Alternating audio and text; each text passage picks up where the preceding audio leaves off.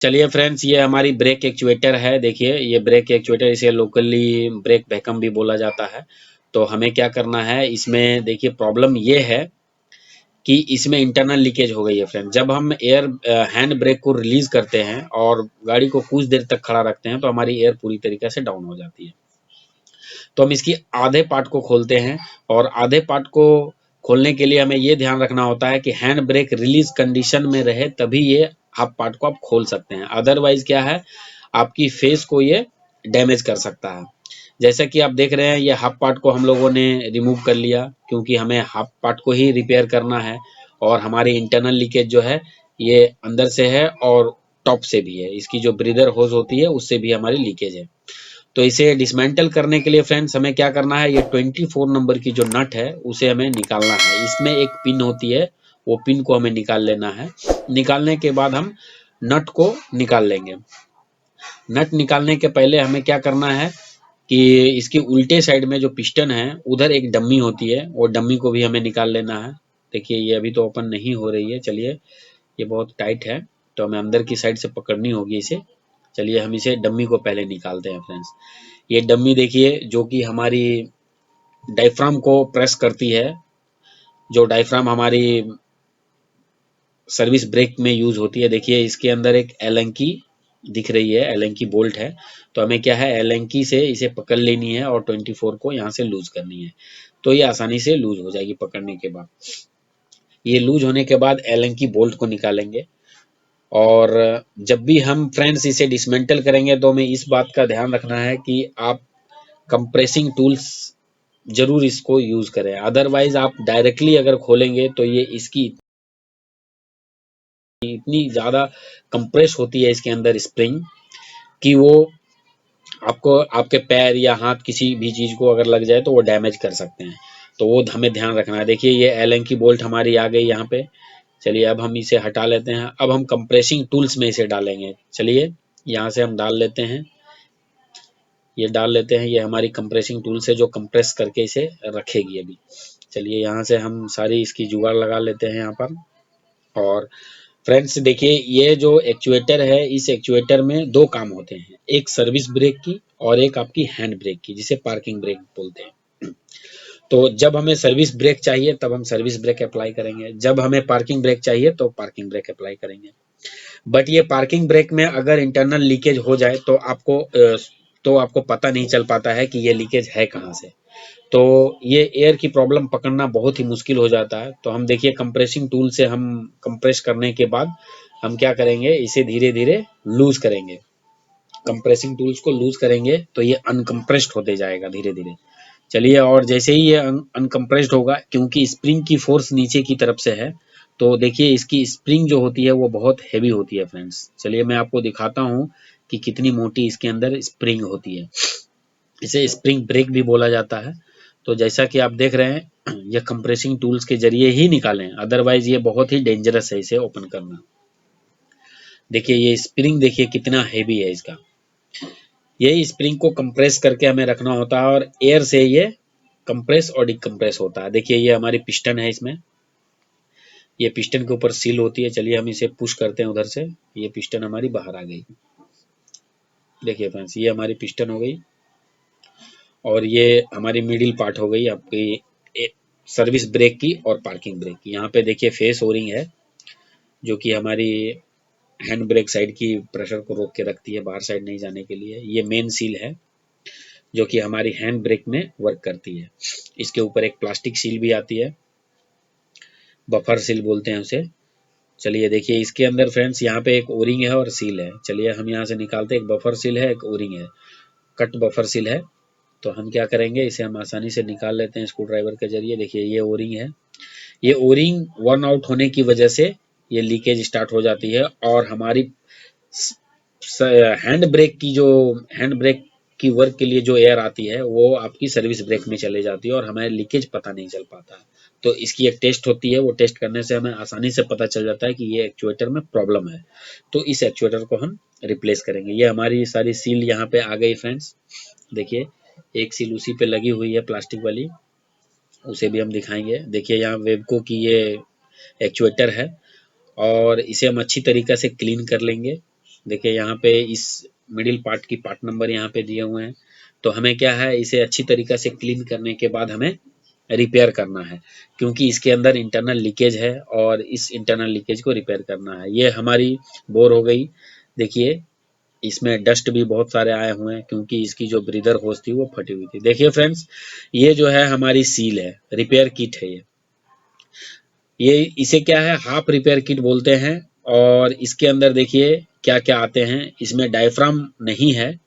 जब diaphragm full kit लेंगे तो डायफ्राम के साथ आएगी, और हाफ किट लेंगे तो देखिए इसकी ऑलमोस्ट सारी पार्ट्स इसके अंदर आ चुके हैं। अब हम चलिए निकालते हैं इसे। देखिए इसमें सारी पार्ट्स इसके अंदर दिए हुए हैं।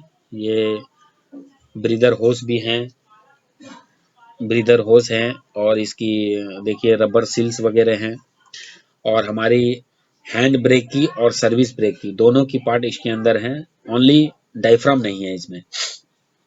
तो डायफ्राम को अलग से भी ले सकते हैं। तो हमें क्या है, हमें सिर्फ रिपेयर करना है हैंड ब्रेक की साइड को, क्योंकि सर्विस ब्रेक की साइड की डायफ्राम ओनली डायफ्राम होती है, जिसकी वजह से लीकेज शुरू होती है। तो वो हम आसानी से सुन सकते हैं। जब आप ब्रेक दबाएंगे तो वहां से एयर रिलीज होता है, तो सुन सकते हैं। पर वो अगर हैंड ब्रेक में लीकेज हो, पार्किंग ब्रेक के अंदर एक्चुएटर के अंदर लीकेज हो, तो आप इसकी आवाज को सुन नहीं पाएंगे। और ये क्या है, ये इंटरनली आपका हैंड ब्रेक से निकलकर आपका सर्विस ब्रेक में इंटर हो जाता है, इसलिए हमें पता नहीं चलता। ये इंटरनल लीकेज इसे बोलते हैं।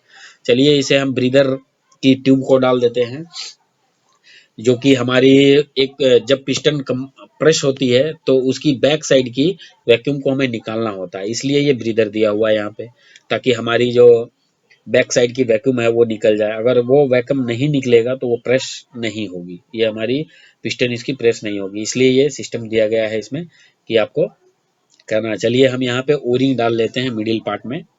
तो इसमें अच्छी तरीक़ा से ग्रीस को अप्लाई करना है, उसके बाद इसकी ग्रूव में ओरिंग को डाल देना है। जो हमारी मिडिल पार्ट है हमारी इसकी एक्चुएटर की, जो हमारी सर्विस ब्रेक और पार्किंग ब्रेक दोनों साइड की मिडिल पार्ट है। ये दोनों साइड हमारी जो इसके अंदर एयर आती है ये मिडिल पार्ट में ही आती है, और दोनों साइड की, एक साइड डायफ्राम होती है, दूसरे साइड पिस्टन होती है, तो वर्क करती है। चलिए हम बफर सील को भी लगा लेते हैं अच्छी तरीक़ा से।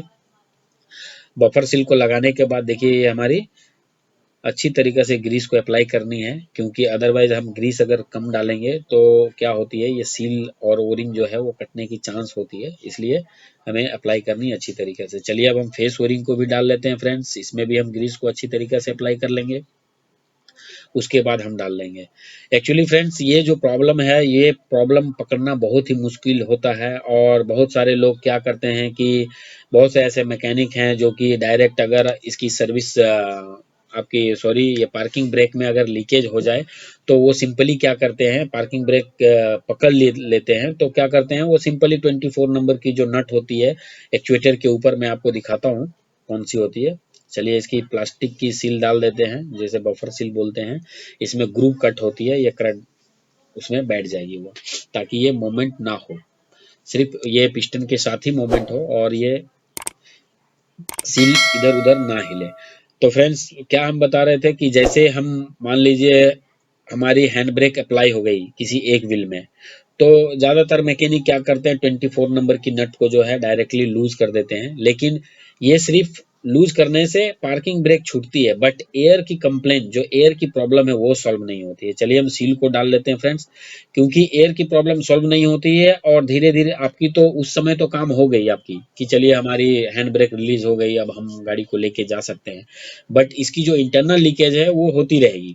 इंटरनल लीकेज होती रहेगी तो क्या है, इसमें आपको एयर की प्रॉब्लम, बार बार एयर बनाना पड़ेगा। इसमें क्या है, ड्राइवर बोलते हैं हमारी जो बार बार एयर शॉर्ट हो जा रहे हैं, हमें इसे बनाने में बहुत सारा टाइम लग जाता है, इसमें डीजल की कंजम्पशन ज़्यादा हो जाती है। चलिए अब हम पिस्टन को डाल लेते हैं फ्रेंड। जैसे कि आपने देखा सारी शील को हमने यहाँ पर कंप्लीटली डाल लिया। डालने के बाद हम पिस्टन को डाल लेते हैं, उसके बाद कंप्रेसिंग टूल्स में फिर वापस सिलेंडर को रखते हैं, इसकी आउटर बॉडी को, और इसकी स्प्रिंग को डालते हैं। जब हम स्प्रिंग को डालेंगे फ्रेंड्स तो इसके अंदर पोजीशन होती है जो आसानी से आप विजुअली आप देख सकते हैं। तो जैसे कि आप देख रहे हैं ये स्प्रिंग को हम लोगों ने यहाँ से डाल लिया। डालने के बाद हम ऊपर से इसकी पिस्टन और इसकी जो मिडिल पार्ट है वो दोनों को एक साथ डालेंगे, और इसे रोटेट करके हम इसकी पोजीशन, ऊपर भी एक पोजीशन है पिस्टन पे, वहाँ पे हम स्प्रिंग को बिठा लेंगे, उसके बाद इसकी जो हमारी कंप्रेसिंग टूल्स की जो जुगाड़ हैं वो हम डाल देते हैं, ताकि हमें वो पूरा नीचे तक कंप्रेस होके चला जाए जब हम इसे टाइट करें। तो यहाँ पे हमारी एक नट है, उसे हम टाइट करते जाएंगे। जैसे ही हम टाइट करेंगे ये हमारी कंप्रेस होनी शुरू हो जाएगी और नीचे तक बैठ जाएगी। बाद में आपको जिस साइड में आपको चाहिए एयर की होज की कनेक्शन, आप उसे रोटेट कर सकते हैं। देखिए अब यहाँ से कंप्रेशन हमारी चालू हो गई, ये हमारी कंप्रेस हो जाएगी पूरी तरीका से। तो फ्रेंड्स यही दिक्कत होती है कि अगर हम इसे न्यू लगाते हैं तो हमारी एक्सपेंसेस ज़्यादा आ जाती है, और इसे हम रिपेयर करते हैं तो एक्सपेंसेस कम होती है। और ये फुल सक्सेसफुल है ये। अगर आप अच्छी तरीक़ा से आप करेंगे तो किसी तरह के लीकेज नहीं होंगे इसमें।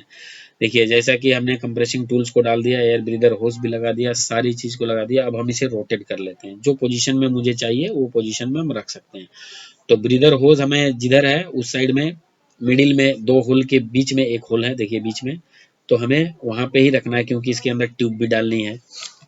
चलिए अब हम सारी इसकी बॉडी की बोल्ट को डाल लेते हैं, और डालने के बाद हम देखेंगे कि पूरी तरीके से इसे टाइट कर लेंगे फ्रेंड्स। टाइट करने के बाद ही हम कंप्रेसिंग टूल्स को निकालेंगे, अदरवाइज हमें कंप्रेसिंग टूल्स को छेड़छाड़ नहीं करना है। चलिए हमारी पूरी तरीक़ा से हमने बोल्ट को डाल लिया है और अच्छी तरीक़ा से उसे टाइट कर लेना है और कंप्रेसिंग टूल्स को निकाल लेते हैं। ये कंप्रेसिंग टूल्स निकालने के बाद ब्रीदर ट्यूब को हम डाल लेंगे। ये हमारी जो हैंड ब्रेक की साइड जो चैम्बर है वो हमारी रिपेयर हो चुकी है फ्रेंड्स, जैसा कि हमने इसमें किट डाल चुका है। ये हमारी वेपको की है, जैसा आप देख रहे हैं ये पूरी तरीक़ा से कंप्रेस हो गई और टाइट भी हमने कर दिया है। अब चलिए हम फ्रेंड्स इसके अंदर एलन की बोल्ट को डालते हैं, जो कि मैनुअली हैंड ब्रेक को रिलीज और हैंड ब्रेक को अप्लाई करने की ये बोल्ट होती है।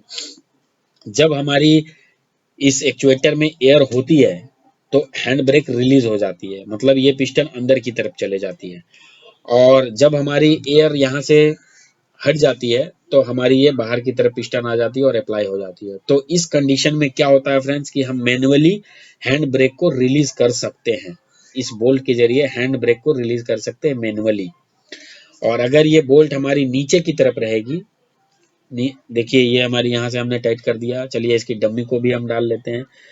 देखिए यहाँ पे हालांकि जैसा कि आप देख रहे हैं यहाँ पे डम्मी, देखिए ये जो बोल्ट है फ्रेंड्स यहाँ, इसे हम बाहर की तरफ निकाल लेंगे 5 इंच, तो हमारी हैंड ब्रेक रिलीज हो जाएगी। तो हैंड ब्रेक इस एक्चुएटर में हैंड ब्रेक काम नहीं करेगी। तो क्या करते हैं जनरली लोग इसे लूज कर देते हैं, लूज करने के बाद हैंड ब्रेक इसमें कभी भी नहीं लगेगी, लेकिन सर्विस ब्रेक इसमें लगेगी, क्योंकि ये एक्चुएटर 2 वर्क करती है, एक सर्विस ब्रेक और एक हैंड ब्रेक। चलिए पिन को हम डाल लेते हैं ताकि इस बोल्ट को घुमाने में हमें आसानी होता है। देखिए चलिए लॉक हम डाल लेते हैं, बोल्ट डालने के बाद लॉक भी हम डाल लेते हैं ताकि ये बाहर ना निकल जाए ये नट, और हम आसानी से हैंड ब्रेक को रिलीज कर सकते हैं इस बोल्ट के जरिए। चलिए हमारी ये हो गई है। अब हम देखते हैं, ये हमारी पिस्टन हो गई। अब हम इसकी डमी को लगा लेते हैं, जो डमी हमारी प्रेस करती है जाकर डायफ्राम को। डायफ्राम क्या करती है, हमारी प्लेट को प्रेस करती है, प्लेट रॉड को, तब जाके हमारी ब्रेक को अप्लाई और अनअप्लाई करती है। देखिए डमी को हम अच्छी तरीक़ा से टाइट कर लेते हैं। इसके अंदर ओरिंग होती है, अगर ये ओरिंग कट हो जाए तो 24 नंबर की जो हमारी हैंड ब्रेक की रिलीजिंग नट होते हैं 24 वाली, वहाँ से लीक हो जाएगी। चलिए फ्रेंड्स ये हमारी एयर ब्रीदर है, जो कि हमारी सर्विस ब्रेक और पार्किंग ब्रेक दोनों साइड की वैक्यूम को रिलीज करती है। अगर ये वैक्यूम यहाँ से रिलीज नहीं होगी तो क्या होगा कि हमारी पिस्टन में मोमेंट नहीं होगी।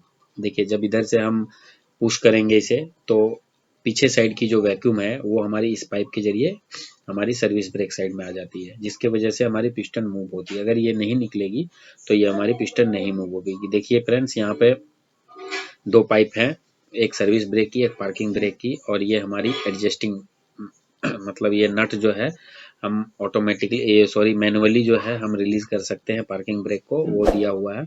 जब भी हम इसे फिट करेंगे फ्रेंड्स, ये हमारी जो कंप्लीट वाली ये बनाई गई जो हमारी ये एक्चुएटर है, ये अगर हम फिट करेंगे तो इसे करना क्या है कि हम इसमें पाइप की कनेक्शन को कर लेंगे और हैंड ब्रेक को रिलीज कर लेंगे, तभी ये पिस्टन अंदर की तरफ जाएगी और आसानी से आप फिट कर सकते हैं। देखिए फ्रेंड्स ये ब्रीदर वाली पाइप है, हम डाल देते हैं सर्विस ब्रेक साइड की, और इसे हम आसानी से यहाँ पे अटैच कर सकते हैं। इसकी वीडियो और भी अवेलेबल है हमारे चैनल पे, अगर आपको देखनी है तो आप देख सकते हैं। अगर ये वीडियो पसंद आया हो फ्रेंड्स तो लाइक करें, सब्सक्राइब करें और कमेंट्स करें। Thank you for watching this.